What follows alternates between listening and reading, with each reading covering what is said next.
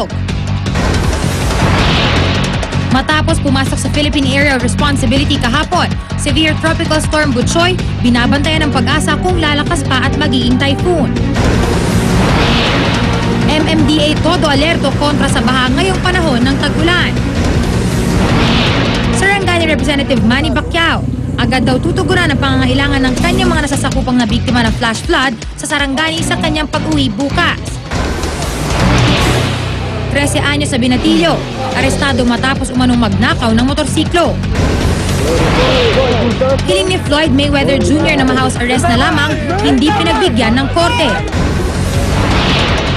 Comedy King Dolphy, mahigpit na binabantayan sa ospital dahil sa pneumonia. Huwag pa huli, tutok na sa unang balita. Magandang umaga, una sa balita, una sa serbisyong totoo. Darito na ang mga unang balita. Naibalita namin kanina ang sunog sa recapping plant ng gulong sa Novaliches, Quezon City. Alamin natin ang latest mula sa ating kasamang si Oscar Oida. Oscar?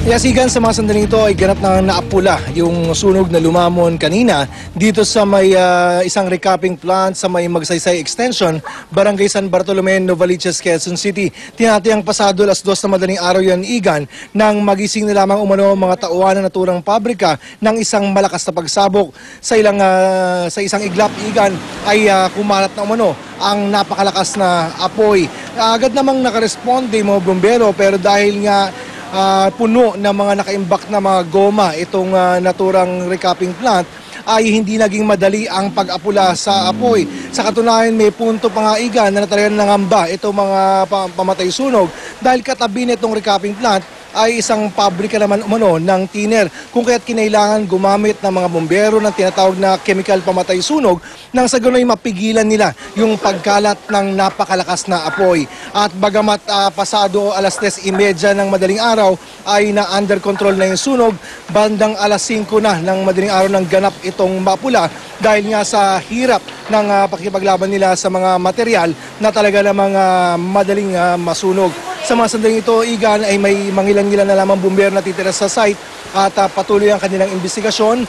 Wala naman daw napaulat na nasawi sa insidente, bagamat isang tauhan na naturang pabrika ang nasaktan umano o bahagya lamang nasaktan at nagtamo siya ng ilang sunog sa parte ng kanyang katawan. Sa mga sandaling ito, Igan, fire out na ang sunog dito sa may Barangay San Bartolome, Novaliches, Quezon City. Igan? Maraming salamat, Oscar Oida. I am ready. Serbisyong totoo ng GMA News. Patuloy pa rin pong tinututukan ng GMA News ang pinakasariwang balita hinggil sa Bagyong Butchoy, na ayon sa Pag-asa ay napanatili ang lakas bilang severe tropical storm. Sa satellite image ng Weather Central, makikita ang Bagyong Butchoy na patuloy ang paglapit sa kalupaan ng bansa. Kumikilos ito pakanluran, hilagang kanluran at inaasahang daraan sa eastern seaboard ng Eastern Visayas at Luzon. Mamayang alas 6 ng gabi, tinatayang nasa bahagi na ng silangang Visayas ang Bagyong Butchoy.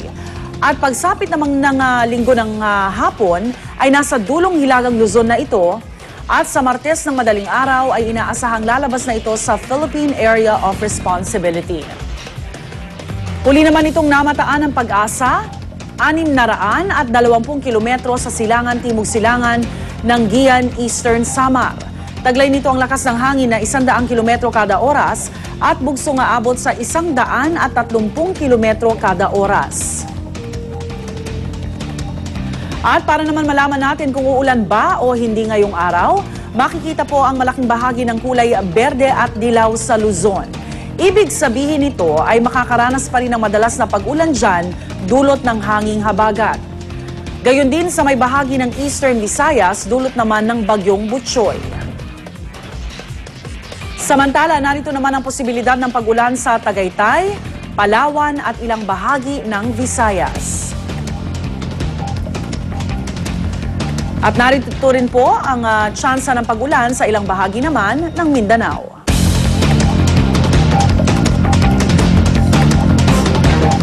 Kaugnay ng pagbabantay natin sa Bagyong Butchoy, makakausap natin live mula sa Pag-asa ng weather forecaster nila na si Hener Kitlong. Enar, good morning. Igan, good Okay. morning.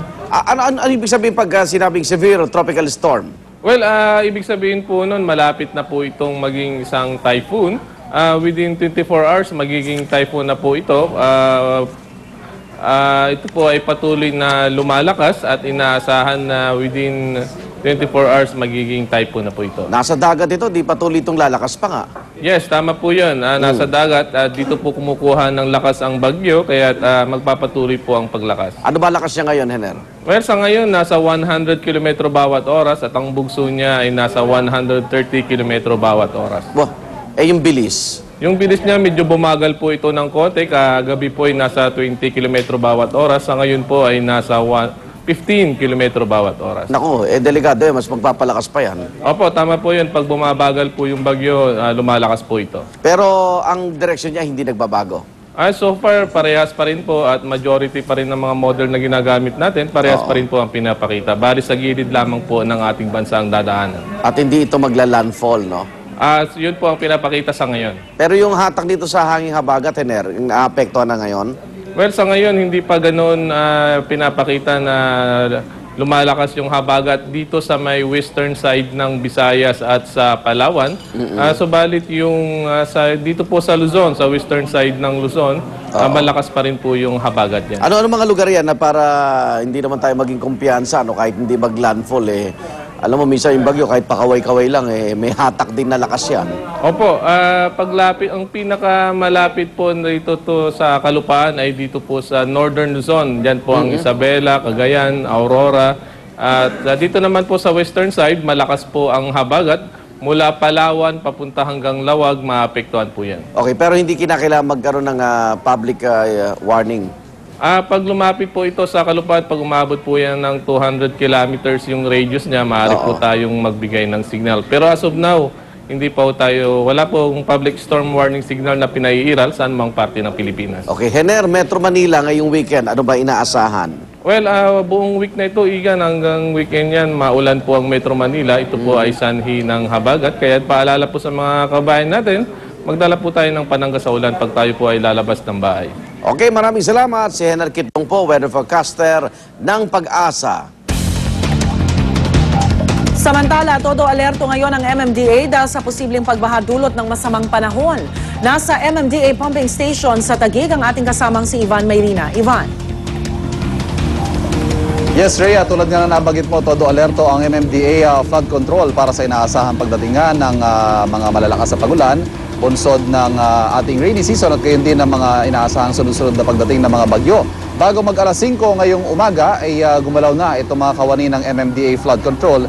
Sinimulan na ang kanilang clearing ng mga naipong basura at water lily dito sa bahagi ng Napindan floodgate. Napakahalaga po ng mga floodgate para sa pag-manage ng water level sa tatlong mga major waterways na nakakaapekto sa Metro Manila. Yan po ang Marikina River, ang Laguna de Bay at ang Pasig River. Ito hong Napindan Gate, isa sa mga pangunahing nagre-regulate ng water level sa Pasig River at lubhang napakahalaga na free-flowing ang tubig dito at walang mga obstructions para maiwasan ang mga malawakang pagbaha sa maraming bahagi ng Metro Manila. Sa ngayon po, maliban sa clearing ng mga naipong basura at mga water lily, ay nagkakaroon din ng dredging.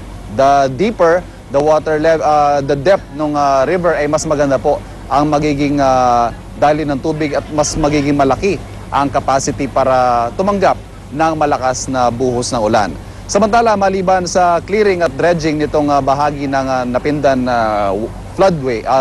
floodgate, meron din pong proyektong isasagawa ang MMDA maya-maya lamang. Yan ang tinatawag nilang Lingap Barangay. Gaganapin yan sa Barangay Napindan dito sa Taguig. Kabilang po sa mga gagawin ay ang paglilinis sa mga obstructions sa barangay at gayon din sa declogging ng mga waterways ng nasabing barangay. At yan ang ating iulat sa ating pagbabalik. Samantala, maging ang lokal na pamahalaan ng Pangasinan ay naghahanda na rin para sa pagdating ng Bagyong Butchoy. Ang detalye ng ulat na yan mula kay Jeff